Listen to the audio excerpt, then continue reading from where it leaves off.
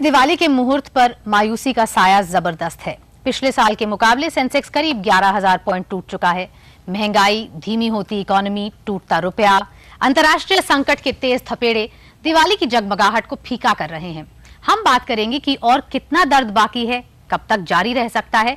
साथ ही ये भी जानने की कोशिश रहेगी कि इस मुश्किल घड़ी में भी क्या क्या मौके सामने आ रहे हैं। साथ मौजूद हैं बात करने के लिए फर्स्ट ग्लोबल की देवीना मेहरा और मोतीलाल ओसवाल फाइनेंशियल सर्विसेज के रामदेव अग्रवाल।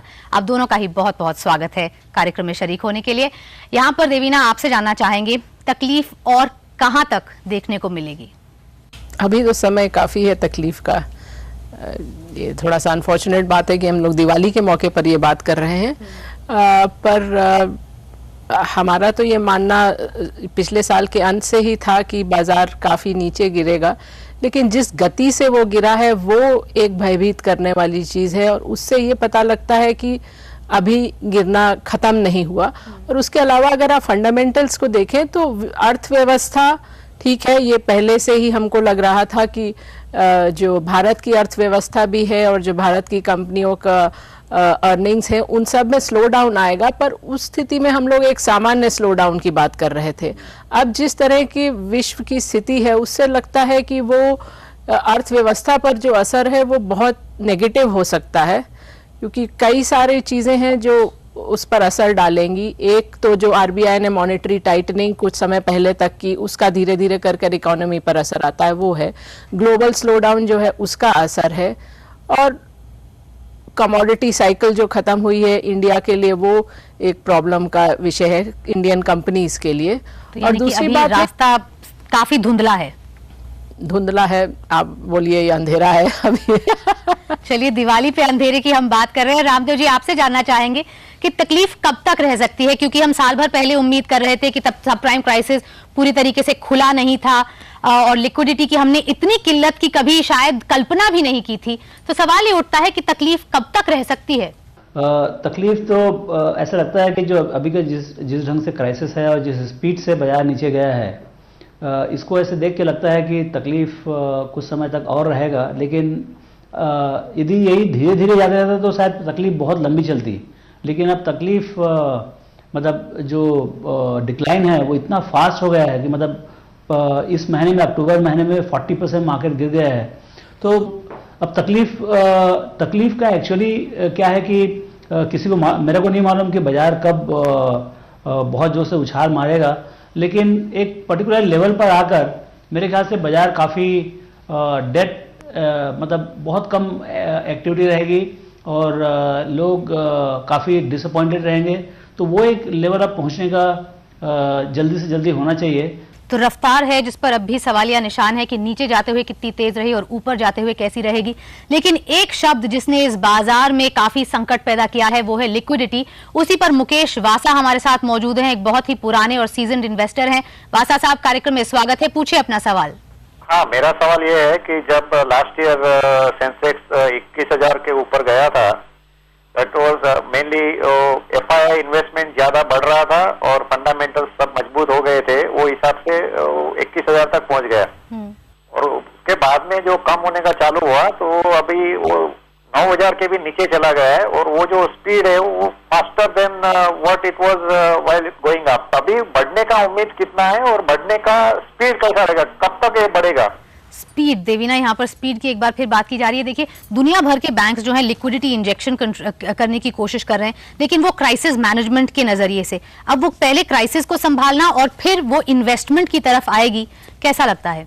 देखिए, मेरा ये मानना है कि ये जो पूरी थ्योरी रही है कि लिक्विडिटी से बाजार चलता है या एफआईआई को कहाँ बाइंग आएगी इसके कारण बाजार चलेगा, ये इसमें मेरा कभी विश्वास नहीं रहा। जब बाजार ऊपर भी जा रहा था तब भी शायद आपके सिस्टर चैनल पर आकर मैंने यही कहा होगा कि ये आप देखें तो ऐसा 1-to-1 कोरिलेशन है भी नहीं तो 1993 में जब से एफआईआई इन्वेस्टमेंट शुरू हुई तब से बाजार को ऊपर जाना चाहिए था, उसके बनस्पत 92 तक मार्केट ऊपर गई और उसके बाद इतने साल कुछ नहीं हुआ। तो ये कोरिलेशन तो एक तरह से फर्जी कोरिलेशन है, उसको देखने का कोई लाभ नहीं है। लेकिन जो लिक्विडिटी है उसका जो इम्पैक्ट इंडिया के लिए रहा है वो मेरे हिसाब से फंडामेंटल साइड पर रहा है।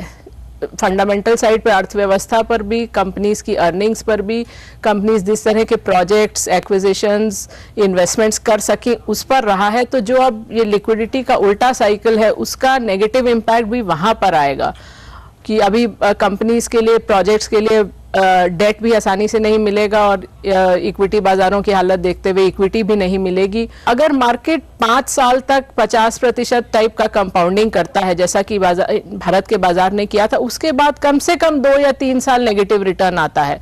जो हम लोग का जिस बेसिस पर हमने कहा था लगभग 1 साल पहले 2007 के एंड में कि अब आपको अगले 2-3 साल पॉजिटिव रिटर्न आएगा नहीं, लेकिन जैसा कि मैंने कहा स्थिति जैसा हम लोगों ने सोचा था उससे भी बदतर है और इस बार जो प्रॉब्लम है वो पूरे विश्व में है। तो हमेशा होता है कि कहीं पॉकेट्स में है, आपको कोई और एसेट क्लास मिलेगी, कोई और कंट्री मिलेगी जहां पर आप इन्वेस्ट कर सकते हैं। अब की बार वो बात भी नहीं है। अभी आप कहाँ निवेश करें ये बहुत मुश्किल सवाल है। तो दहशत जो है सब तरफ ही फैली हुई है अंतर्राष्ट्रीय माहौल में। अलोयसिस मैस्करेनस भी हमारे साथ मौजूद हैं इस वक्त। मैस्करेनस साहब, कार्यक्रम में स्वागत है, पूछिए अपना सवाल। जो इकोनॉमी है वो बहुत अच्छा है, fundamentally our companies are good, बहुत अच्छे तरह से रिजल्ट आते हैं दिन ब दिन।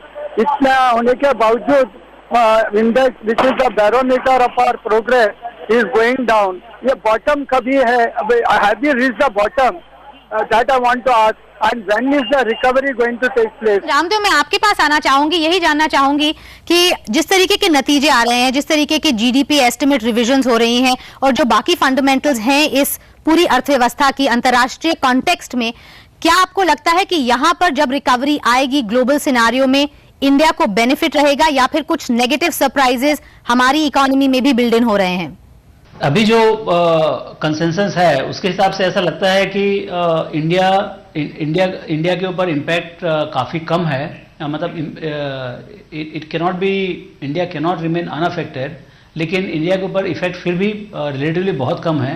और ये जब पूरा सुनामी ख़त्म हो जाएगा, 15 दिन, महीना, 2 महीना, 4 महीना, जितना दिन भी लगे, ये जब ख़त्म हो जाएगा उसके बाद ही मालूम पड़ेगा कि कौन कितने गहरे पानी में था और इंडिया की हालत कैसी रहेगी। तो अभी बहुत जल्दी ये कहना कि इंडिया के ऊपर क्या क्या इम्पैक्ट आएगा, लेकिन अभी देख के ऐसा लगता है क्योंकि आपका कैपिटल कन्वर्टेबिलिटी नहीं होने से आपका बैंकिंग सिस्टम जो था लार्जली इंटैक्ट था, बहुत कम एक्सपोजर इंटरनेशनल फाइनेंशियल मार्केट्स में इंडियन बैंक्स का था।